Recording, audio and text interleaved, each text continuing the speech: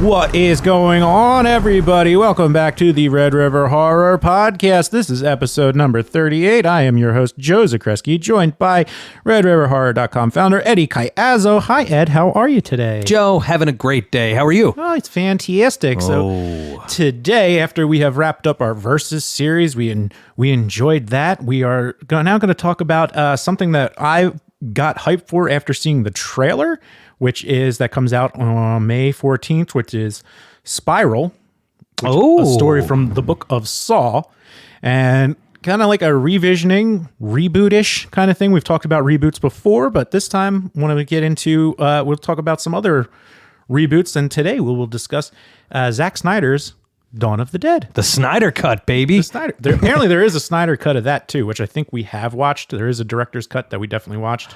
We both you and I were pretty into that film when it came out. We've watched it several times, so I know that for a fact. Yeah, so if there was a director's cut, well, I'm sure we sought it out and saw it. Yeah, I'm pretty sure it was like the DVD when we bought it or rented it. So, anywho, and one of the great things about this Dawn of the Dead, I mean, what was really interesting about it is how I love the 1990 Night of the Living Dead with our boy Tony Todd. You're not alone. It is, well, and you know what the thing about it is, what I love about it is that it's like the perfect modernizing remake, which is what Tom Savini was going for, and even thanked us for noting on one Tony Todd Tuesday years ago. But this one, there's a lot of differences while still using the main story of Dawn of the Dead. There is. And, kudos to you all those years ago. One of the early Tony Todd Tuesdays, you did say this is how a remake should be done. And Tom Savini was like, yep. You're right. It was creating GIFs before they were really popular. Could you imagine if we got to talk to him? When were we talking about possibly getting him on? I think we're going to have access to Tom Savini, Tony Todd. Once these conventions started opening up, these guys, they do the convention circuit pretty good. So. Oh, man, that's exciting. Yeah. We got some exciting things in the works, especially we'll talk some reboots, and then we're going to go do some deep dives into the Saw series. If you've ever talked to me about it, I am not I'm one of those people who absolutely loves the original and thinks the sequels are, for the most part, trash. Right. Like, they progressively get worse as it goes. I think, first one's wonderful. Second one's fun. Third one seemed to have wrapped it up, but they just kept going. They did, and we will definitely get into this. I think we're going to have a special guest on for our coverage of the Saw series, and that'll be a two-parter, everybody. It will be a two-parter. We're going to do a deep dive, so if you want to challenge my buddy Dave when he gets on, you want to see how you can connect the dots, he is very much into this. So we will do a deep dive into that. But before that, we're going to discuss one of our absolute favorites. It came out March 10th, 2004. The Dawn of the Dead, I guess you could say remake, revisioning by Zack Snyder. And Zack Snyder wasn't known like that back then. So If you would have said, "Oh, this is Zack Snyder's version of Dawn of the Dead," did a pretty damn good job. Yeah, I mean, if you haven't seen it, obviously it's going to be spoiler heavy. And if you haven't seen it in a while, definitely check it out again just for fun, because there's a lot of things in this movie that are really maybe it doesn't get enough credit.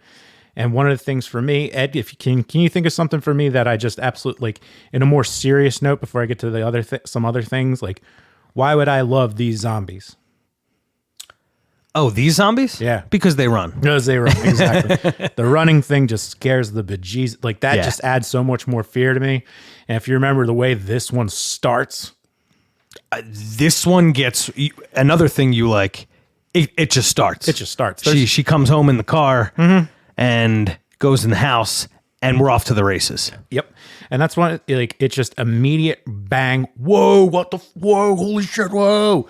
Yep. And then jumps into one of the best opening credit sequences in any movie, in my opinion, with Johnny Cash's When the Man Comes Around. And it's just highlighting different attacks throughout the whole thing, and with this calm, chill Johnny Cash song with the chaos going on. No, the 2004 Dawn of the Dead was quite a surprise, because it takes me a minute as you know, with the zombie films. Sure. I was not the biggest zombie film fan when I was a kid. I do like Night of the Living Dead, the original, of course. Classic. A lot of respect for Romero. I never got into The Walking Dead, which came shortly after.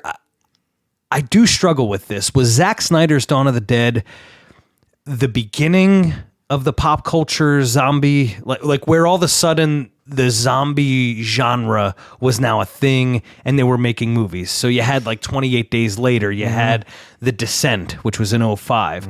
The Walking Dead, I can't remember when that started, but I think shortly after. So 2009. Would 2004's Dawn of the Dead later be the beginning of that because of how successful it was? So in 2004, let me take a look. So the other one that came out that also gave a big boost to zombie laughs is going to be Shaun of the Dead. Came out the same year. So Shaun of the Dead also came out in 2004, which is then met by Zombieland coming out only a few years later. Both were great. Yeah. Shaun of the Dead is so good.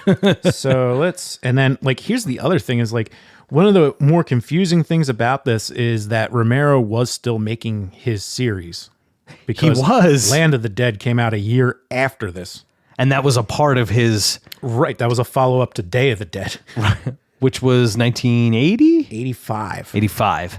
So every decade, I think, there was a Romero zombie film, I believe. Yeah, pretty much. And that's just what makes it so interesting is like his stuff already had 2 remakes while he was still, taking his time with his own passion project of, the Dead series, whatever you want to call it. Sure. Let's see. When did 28 Days Later was, I'm pretty sure it's probably in the same exact year. Yeah, so 28 Days Later is 2003. Oh, so that was first. So that was first. And I know Resident Evil, which we'll be talking about in the weeks to come, I know Resident Evil was popular at the time, but there was something that lit a fire under the ass of the zombie subgenre of horror. Yeah, but even the Resident Evil movie came out around, probably 2002 or 2003. Yes. Oh, Resident Evil, the original, I remember seeing that, oh my gosh, with Woodsy. Yeah, we saw it together. Yes. So would that have been, that was when I was still at Roman. So 2000, 2001? I mean. The first one? Yeah, I mean, that's another one we want to get into with like the new game coming out. 2002. 2002. Wow, good call. Yeah, so you got these aggressive zombie movies, 2002, 2003, 2004. So it really picked up. Yeah, and to clarify, The Descent in 2005, they weren't zombies necessarily. It just seemed like they moved and they were presented in the marketing material heading into The Descent as zombie-like figures. I don't think they were, but I still look at it as a part of that whole. Yeah, that's a movie with a lot of mixed feelings when it first came out too. I knew a lot of people who hated it and a lot of people who loved it. Yep. So, but hey, anyway, back to Dawn of the Dead. Dawn of the Dead. So yes. Just talking about that intro, just the beginning of the movie is just so freaking awesome. Like it's just immediately, it's like, hey, let's go into some chaos, and like opening credits with like, again, Johnny Cash and just abrupt chaos nonstop in between names. Children. Yeah, there was no holding back. It's just like, this is going to be insane, so get ready for it. So that's one of the things I absolutely love. One of the surprise things in this movie, I mean, when you look at the cast itself, we got our boy, Ving Rhames. Oh, I love Ving Rhames. I know you. Yes, big Ving Rhames fan. Ah. We have the meats. Mm-hmm. So you got, Sarah Polley, even like, Ken Foree, who is the original actor from the original Dawn of the Dead, makes an appearance as the televangelist. And he's like, when there's no more room in hell, then the dead will walk the earth. Mm-hmm. Chilling line delivered by him. And then he's also in a bunch of Rob Zombie's movies because, he's a cool dude, I guess. Mean Joe Green? Oh, no, Mean Joe Green's a football player. Big Joe Grizzly. Yeah, in Halloween. Bitch. I'm Big Joe Grizzly, bitch. Yeah, but he was great in that was Halloween, and then he was good in Devil's Rejects too. Oh, hell yeah. So, I mean, can't Can't take that away. He's no longer with us, so R.I.P. Yeah. He was great. Yeah, and then one of the interesting things is that there is a guy in this who is unknown, not really known at the time, who is now a very recognizable face, and not for the type of character he plays in this at all. And that is actor Ty Burrell. Or is it Barrel? I think he goes by Burrell. I don't know. But it's Ty Burrell, whatever. Yeah, and you that know guy. him, he is the father in the TV show that just ended, Modern Family. Yes, that's right. So he plays Phil Dunphy. You know, he became, nationally known, maybe world renowned for that character who's like a lovable goofball. But give him props because in this movie, he is far from that. Yeah, he's an asshole. He's a total asshole. Yeah. And he does a great job at it. It's like one of the things that makes the movie fun is that you have someone that you can truly hate in the midst of, hey, they're, hiding out in a mall. The only difference is that this one was in Milwaukee. The first one's in Philly. Actually, Isn't it Philly? it's so Monroeville, so it's about 13 miles outside of Pittsburgh. That's in the Night of the Living Dead. Dawn of the Dead's east. Well, so Night of the Living Dead is like the Pittsburgh area. Yeah. So is the original Dawn of the Dead. That because the Monroeville Mall I actually went to. They just shoot it in. They shot it in Monroeville. There's something with Philly and Dawn of the Dead. Huh. Because if you go, I actually did a Red River Horror, a live stream there from the Monroeville Mall. They have a bust of, oh my gosh, George Romero in the mall. And I think there's a museum there now too. Yeah, there probably is. Yeah. So, But yes, for some reason they moved this story, Zack Snyder, out to Milwaukee. yeah. So, I mean, why not? Just change it up a little bit. Sure.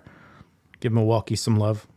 They don't get enough of it because they're like, that close to Chicago that they don't get any respect, which we can relate to, being as Philadelphia being that close to New York. So, and DC. Yeah, and So we get it both ways. I don't understand. It's just a personal aside here. Oh, that's the TV station, and it was the Philadelphia TV station that Oh, okay. featured WGON, fictional station located in Philadelphia, Pennsylvania. It's a George A. Romero's Dawn of the Dead. Okay, it's the workplace of both Francine Parker and Stephen Andrews. I didn't know that. So that's the Philadelphia connection there. Very cool. Yes. Yeah, so I think you and I should probably go out, catch a Pirates game, then go to the Monroeville Mall, do another live stream because the museum is open there as long as it survived COVID. It was in 2019 being built. Yeah, I mean, probably. It's probably survived, hopefully, because a lot of nonprofits got some good coin. Got some love. So yeah, we'll do a whole Western PA run because I want to get up north, talk some ghost ships. That's right. Up at the Great Lakes. So we'll have to make like a full thing out of that. I'm game. I am game. We're all game. So I want to talk to that quick start you were talking about, just to read a little from the plot here. After finishing a long shift as a nurse at the Milwaukee County Hospital, Anna returns to her suburban neighborhood and her husband, Lewis. Caught up in a date night, they miss an emergency news bulletin. The next morning, a girl from the neighborhood enters and kills Lewis, who immediately reanimates as a zombie and attacks Anna. She flees in her car, crashes, passes out. Upon walking, she joins Police Sergeant Kenneth Hall, electronics salesman Michael, petty criminal Andre, and his pregnant wife, Luda. They break into a nearby mall and are attacked by a zombie security guard who slightly bites Luda. 3 guards, CJ, Bart, and Terry, make them surrender their weapons in exchange for refuge. They split into groups to secure the mall. On the roof, they see another survivor, Andy, who is stranded in his gun store across from the zombie-infested parking lot. During this time, a broadcast from a television features a group of cops who burn the corpses of zombies and instructs the viewers to shoot the zombies in the head to kill them quickly, enabling the survivors to prioritize headshot for the zombies from now on. So we're in the mall. We're in the mall. And and of course, you mentioned what's the gun shop owner, Andy? Yeah. He's one of the best features of the movie. One of my favorite parts when they first get into the mall. I forget who has it. It's like one of the characters has a crowbar. Right. And they put it down and switch to a croquet mallet. Okay. So it's like, okay. I mean, crowbar would probably be a little better, but hey, croquet mallet's a little, light. Probably still hits hard, but Sure. Not as much damage as a crowbar would do. Maybe they were looking for the extended length. Maybe. I'm a short person. That's what I was thinking. But, and of course, our boy Mekhi Phifer. Yes. So there is a Mekhi Phifer. There is a Mekhi Phifer. Yep. There's no Mekhi Phifer. Well, guess what? Well, he was in both, but Yeah. I know. He was in I Still Know What You Did Last Summer. Yeah, the second one. This is the downhill slope for Mekhi Phifer's, big launch movies, I guess. I think so. He was pretty. That was coming towards the end. He was a big deal. He was hit it big in the late 90s, 8 Mile, and what was that? Othello. He played. Yeah, that's the late 90s guy, or it was like early 2000, either one, but like and then one of the I Still Know. He was in I Still Know. Yep. Yeah, and then just slowly trickled away. Yeah, we haven't seen much. He's still kind of around, but hey. Let's reach out to Mekhi Phifer, see what he's doing. Shout out to Mekhi Phifer. Yes, sir. He seemed like a great guy. And he was in a lot of these horror flicks that we liked. He was. Yeah. So, hey, that's cool. He although his story in the 2004 Dawn of the Dead is really creepy. Yes, it's very creepy. Gets very wild. Because what you just mentioned is that his pregnant girlfriend is the one who gets nibbled on. Yeah. Early on. And, we'll bounce around. Who cares? We're just talking about this movie. So sure. she gets nibbled on, and then that leads to, we get a zombie baby at some point. But, like, she's going downhill fast, and he refuses to let go of her and his dead child. Undead child. And that in itself, seeing when she does give birth, because she is, I think, at that point a zombie. Is she like, she's got her chained up? He has her all chained up. Yeah. And like, he's just like, whatever, I'm going to take my baby. Mm-hmm. And then the baby is a zombie. Yes. The baby died and is reanimated as a zombie baby that can't really do anything. So kind of gross, kind of sad. Yeah. But, capture, in something that's kind of as goofy as a zombie movie, you always try and capture that human element, which is the heartbreak of, losing a newborn child that you were excited for. Absolutely. And he does not act as if he lost it. He holds it and nope. Speaking to it's pretty bizarre. And honestly, you need things like that to see. That's what Zack Snyder did really well in Dawn of the Dead. The cast was really good. Mm-hmm. And there was just a diverse group of moments that made up the film. So there is comic relief when they're on the roof of the mall and they start picking people off with the rifle, the sniper rifle. So all the zombies have gathered into that area, the parking lot area of the mall, because it's like, hey, there's fresh food in there. Right. And they're holding up the guy Andy's. He's up top on his roof with like his guns, and they're writing out, like celebrities. So it's like one of them's Jay Leno, like guy holds up a sign, Jay Leno, and then they put the binoculars down and he shoots one that looks like Jay Leno. right. What's the other one was Rosie, I think. Mm-hmm. Got thrown in there, little Rosie O'Donnell. Now I'm going to have to watch. Yeah. Get the celebrity names. That alone, it makes it worth watching. Yeah. And then, credit for it's a remake, but it has its own original feel to it, and in a really good way. It did. And if I'm not mistaken at the time, if you think we didn't have quite access to quite as much information as we do right now. No, nowhere close. So I may have even, just because I wasn't a huge zombie fan, at that time, I may not have even known it was related to George Romero's, or that George Romero had something that was called Dawn of the Dead. That's true. And I think Romero even makes a cameo in it too. Does he really? I think so. Because he did like the Stan Lee type thing where he just makes like little appearances. Plus he was just a cool dude. Yeah. George Romero. He was man. Stacy has interviewed him before. Stacy Lane Wilson. I bet. Yeah. Yeah, he's credited in it. But I guess like for the original screenplay, did he make it? Let's see. My man, Pots and Pans. Yes. Wow, directed by Zack Snyder and written by James Gunn. Two guys who have just absolutely blown up I missed that in my notes. Written by James Gunn. Oh, wow. That's crazy. So we should have just known that it was going to be good. Well, I mean, consider what they did with this and where their careers have gone since. Yeah. Like, wow. I mean, that gives you the first thing right off the bat. I'm trying to look. This movie was reviewed favorably. Usually horror films get crapped on when they get a wide release like this one did. Right now, Dawn of the Dead, 7.3 out of 10 on IMDb, 75% on Rotten Tomatoes. I believe it, man. I mean, For a horror film. It's not only is it a horror film, but it's a fun horror. It's a fun movie. Yeah. I mean, it has the tension, it has the creepy parts, but it also has some huge laughs. Courtesy of like Ty Burrell, like, you know, just being a complete asshole. And then it introduced us to, I mean, this movie has had a long lasting effect on me because it's the one that introduced me to Richard Cheese. Oh, the song. Is that during a montage that they play that? Montage, they play Richard Cheese's version of Down with the Sickness. Right. If you don't know who Richard Cheese is and you want to check this out, he does covers in a lounge singer style, and he does Get Up, Come On, Get Down with the Sickness. Your mother, get up. Come on, get down with the sickness. Yeah.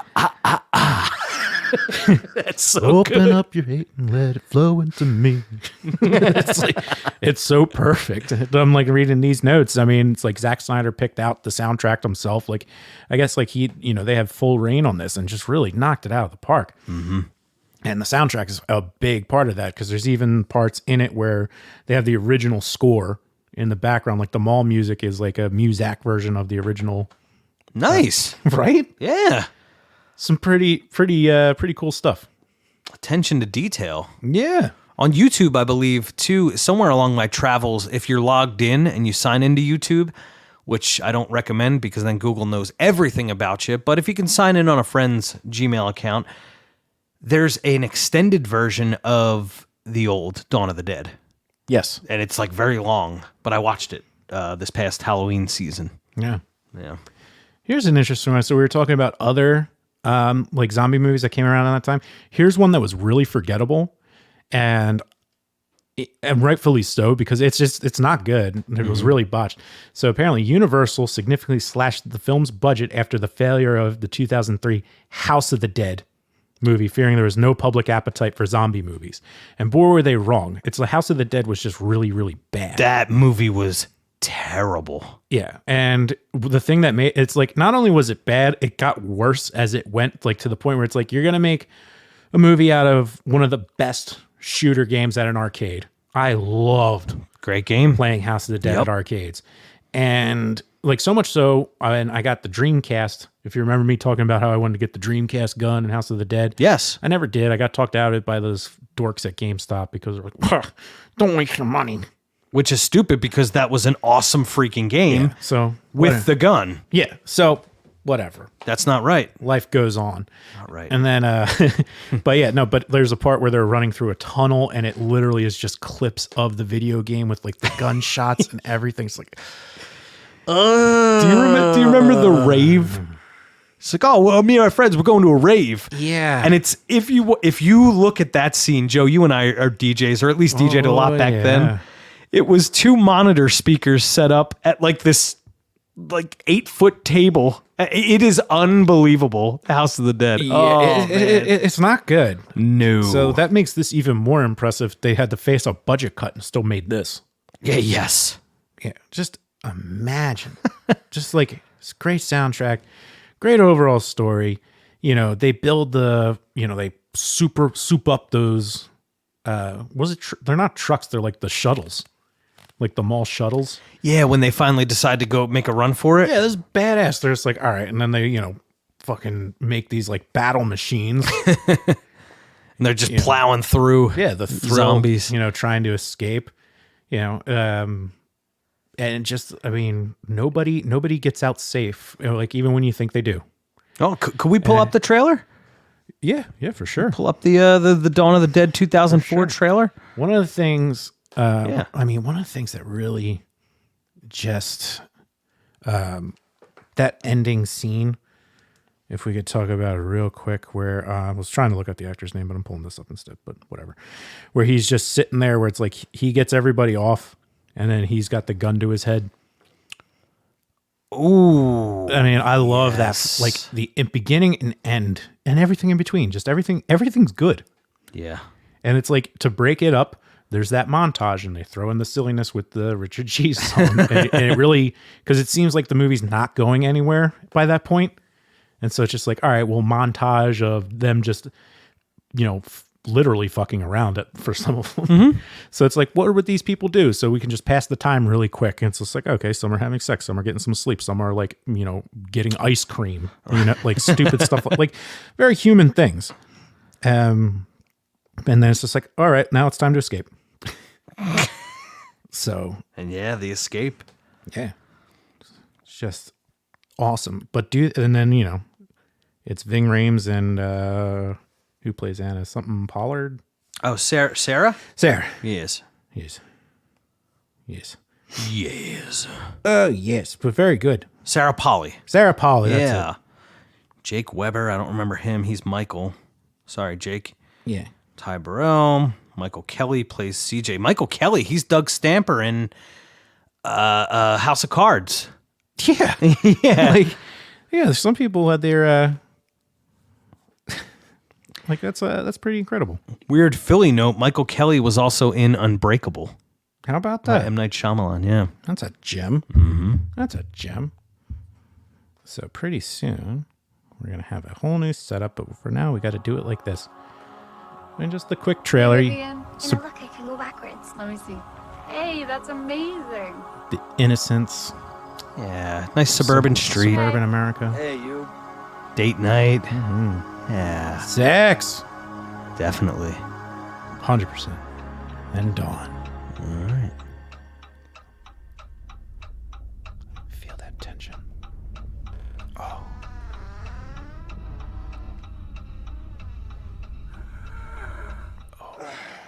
Vivian, honey, are you okay?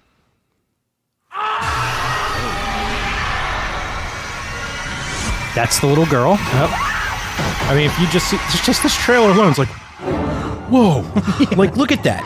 Look at that. People watch this at home. Just the trailer itself. It's like, whoa. See, that was the nice suburban neighborhood now changed to a war zone. I find myself really appreciating like just the craft behind it, like those shots of like just the car driving around. Mm-hmm. Switching to the emergency broadcasting system. Guy Pfeiffer. Mm-hmm. He's got the gun. Beating the doors. Here's the zombies. They're running the parking lot. A lot more than. Why are they coming here? Maybe they're coming for us. Ving Rhames. Sooner or later, they're gonna get in here. Our baby's here before. The baby's not fine. It's coming. We'll find a way in. See that part. Zombie baby.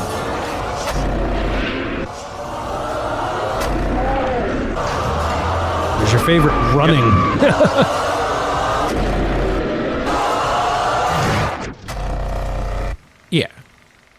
Yeah. Yes. That's great. With the film melting at the end. Mm-hmm. Because that's, and then all the hands coming up. Look at that. That is damn perfection of a trailer for this, too. Of the Dead. So if any of those old school, old head horror fans that were like, yeah, Romero's the best. He is the best. There's no question about it. But if you took the opinion at that time, it's like, I'm not watching a remake of Dawn of the Dead because it's too good. Well, the original, it's just like, yes, it is too good. Yeah, that's why this is not exactly a remake. It's just using the name and the background, and it's its own thing. Yes. And just absolutely incredible with a just phenomenal start and a phenomenal finish.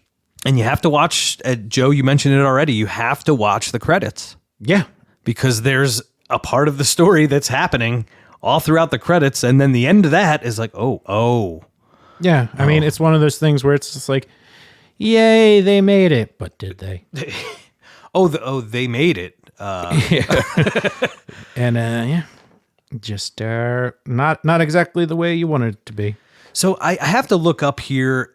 I meant to take some notes in this respect. I thought that Snyder was going to make a sequel that would have... So at the end of the movie, throughout the credits, again, spoilers, they do make it to, I don't know if it's an island or thinking about Milwaukee. Would that be a Great Lake that they would have hopped on there? It would have had to have been.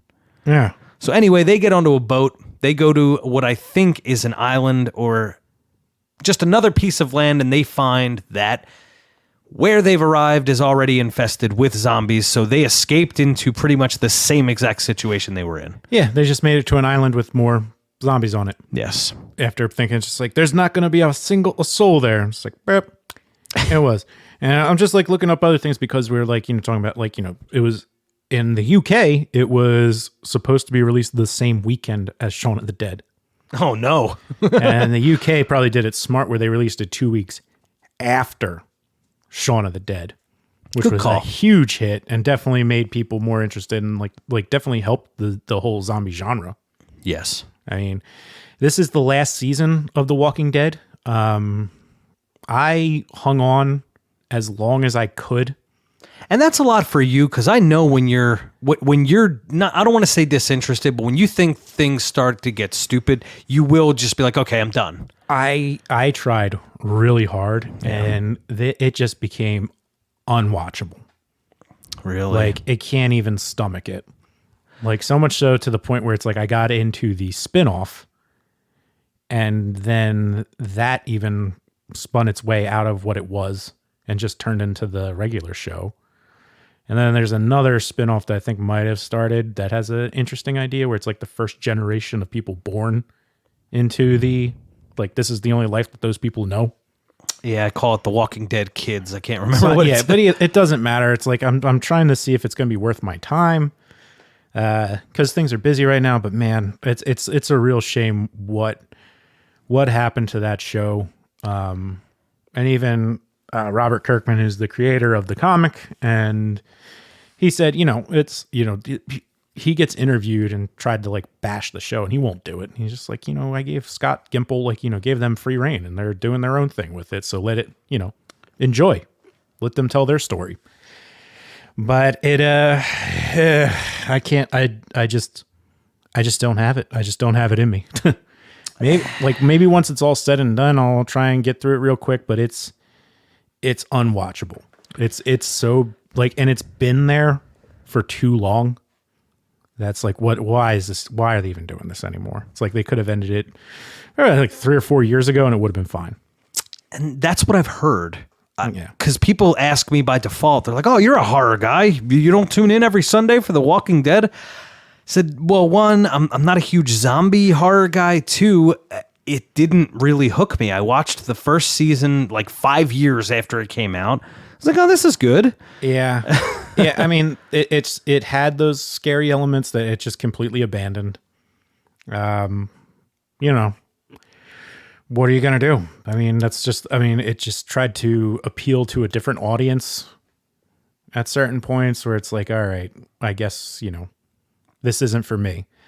And, the zombie show that I loved from start to finish, surprisingly, was Z Nation on Sci-Fi. I heard you say that, yeah. So much so that there was even the Netflix prequel that is much more serious called Black Summer, but it still has like the sci-fi movie type vibe to it, just has a better budget.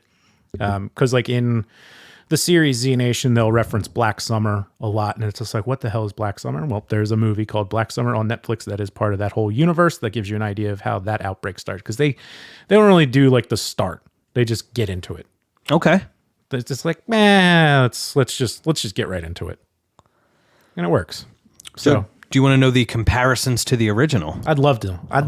All right, so Dawn of the Dead, Zack Snyder, the Snyder Cut. Yes. Dawn of the Dead to Romero's. In the original film, the zombies moved very slowly and were most menacing when they collected in large groups. In the remake, the zombies are fast and agile. Yes. Many admirers of the original, as well as Romero himself, protested this change, feeling that it limited the impact of the undead. This is somewhat borne out by the fact that the remake has almost no close-up shots of zombies that last more than a second or two. Snyder mentions this in the commentary track of the remake's DVD, pointing out they seem too human when the camera lingers upon them for longer. However, it was for this change that Wizard magazine ranked the zombies number 5 on its 100 greatest villains ever list. Snyder's zombies. The original had a smaller cast than the remake, allowing more screen time for each character. Many fans and critics criticized the resulting loss of character development. Which I don't criticize that. I think the characters were fleshed out pretty well in Snyder's. It just happens really fast. Yeah. It's like, hey, here's who I am, and that's it. Mm-hmm. Except for the one guy who just like kind of gets exposed as being a fraud. Yes. Kinda, but he redeems himself at the end. Mm-hmm. Whatever. It still works. So in the original version, the story unfolds over several months, indicated by advancing stages of Fran's pregnancy. Right. In the remake, the events transpire within approximately 1 month, as evidenced by the supplemental feature, The Lost Tape, Andy's terrifying last days revealed, located on the DVD in the special features section. Another big change from the original is that, unlike Romero, Snyder treats zombification as only being spread via a bite.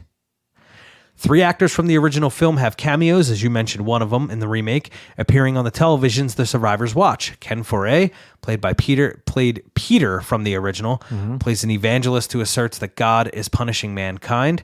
Scott H. Reininger, who played Roger in the original, plays an army general telling everyone to stay at home for safety. And Tom Savini, who did the special effects for many of Romero's films, played the motorcycle gang member Blades in the original Dawn of the Dead. He plays the Monroeville sheriff, explaining the only way to kill the zombies is to shoot them in the head. That's right. Monroeville is also the location of the mall used in the 1978 film. In addition, a store shown in the mall is called Galen Ross, an obvious tribute to actress Galen Ross, who played Francine in the original film. In the beginning of the film, a helicopter that is very similar to the one in the original flies across the screen. In the end, the Zombie Encyclopedia, Volume 2, academic Peter Dendel said the original film, quote, served as a bridge between the talky, slow-paced 1970s horror and the fast-paced splatter that comes in the 1980s, whereas the 2004 remake, quote, generally forsakes slow-mounting suspense in favor of frenetic action. Adds up to me. I love it. Yeah. Yeah. And you and I watched the Andy's tapes together, didn't we? We did. And one of those things where it's like better not in the movie at all, because that was clearly, I mean, it was clearly like an extra. The production value on them is really low. Yeah. Like I could shoot a better thing. I think that's supposed to be the point. But it's a fun extra, not a fun. Wouldn't be good. Like it would take away from the movie if it was in the movie, but definitely a fun extra. When you think about, back when you would get DVDs or Blu-ray and they'd have the extra features and commentary and stuff like that. Though Hulu's now starting to do more commentary, like adding commentary, and Peacock is adding like extended cuts and commentary, and so it's making a comeback. And I know Disney has done, I'm not a huge Disney fan. I know they have done a really good job with the MCU in providing those extra features. I think the same with Star Wars. They still give you plenty of things that we used to get on every DVD that you bought. That was the whole point. That you used to be amped up to buy the physical version of these. It's the selling point. Yeah. It's like with all these added bonus features. Remember first generation DVDs that just didn't have that at all. Right. Or they'd have still photos in a bio. Credits, screen caps. Yeah. Still photos. It's like, well, I can see that on the internets. And then once you added in like commentary and stuff, it gave it a lot of, rewatchable if you're into the commentary and things like that. But I just wanted to point that out only because there are some detractors to 2004's Dawn of the Dead. I'm usually the type that when something's redone, if it's not redone right, I just bitch about it over and over again. In this case, maybe just not having seen the original Dawn of the Dead at that point and not being like, for sure, worshiping at the altar of George A. Romero at that time, I thought now having seen both, and I enjoy both films, I really do, that I did like Zack Snyder's take on the zombies, how they moved, balancing funny with serious, with ridiculous. Like it was well done, the whole thing. It's well balanced, action packed, laughs, cries. Yeah. Yeah. Overall, I mean, it's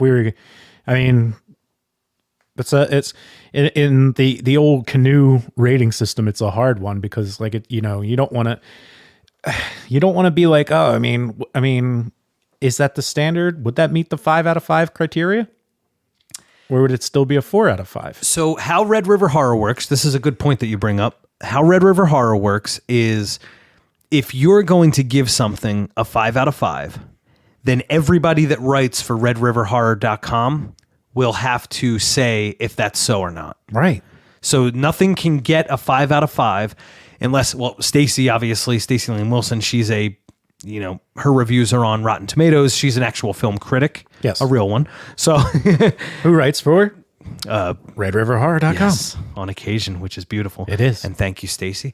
But other than her, if somebody else were to give, if you were to say, okay, Dawn of the Dead, Snyder's 2004 Dawn of the Dead gets 5 out of 5 votes, we would have to put that across to everybody that contributes to the site.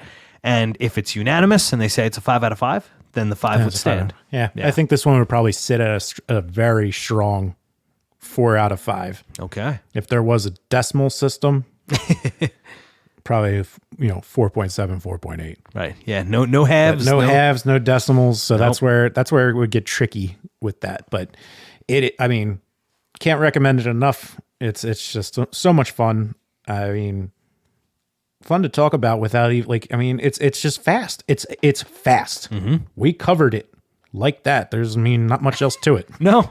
If you like fast, aggressive zombies that there's no holding anything back. The gore is in full force. And when it slows down, you laugh. Right. Right. That's it. The humans act. That's another thing. The humans act as humans would act in this situation. Absolutely. Yeah. Absolutely. You got the fake tough guy with the mall security guard, and until his boys get taken out. Not so tough. Not so tough then. And then, Ving Rhames kicking ass, doing his thing. Yeah. Yeah. He's got a boomstick and he uses it and talks real when it's necessary. And as, not enough movies do, everybody dies. Right. That doesn't happen often enough in these doomsday scenarios. So luckily in this one, it does, which is it's very satisfying because the way it ends is just oh man, but then it's and then you get those extra bits. It's they escaped, they made it. Or did they? Oh, yeah, they've arrived. It's not looking good. Nope, it just gets worse from there. Yep. So hey, that's what I got for that one. Yeah, so I guess this episode 38, Red River Horror Podcast on Dawn of the Dead, the Snyder Cut of Dawn of the Dead. We're jumping on the Snyder Cut bandwagon. Right. We're not talking Batman. No. But we will be talking Resident Evil in either next week or the weeks to come. Yeah, we got some Resident Evil coming up. We got some Saw coming up. Yep.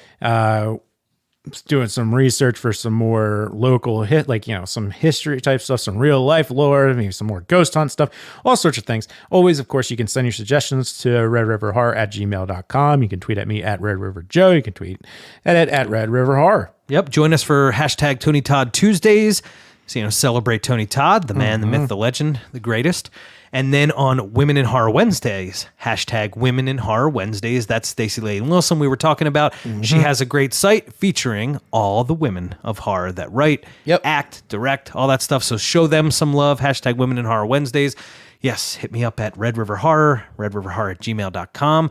I'm Eddie Cayazzo, founder of redriverhorror.com. Can I say RRH any more times, Joe? I think you got them all in. But hey, that's going to wrap up this one. This has been episode number 38. It has been a pleasure to talk about this movie that is one of our absolute favorites from our younger days. Yep.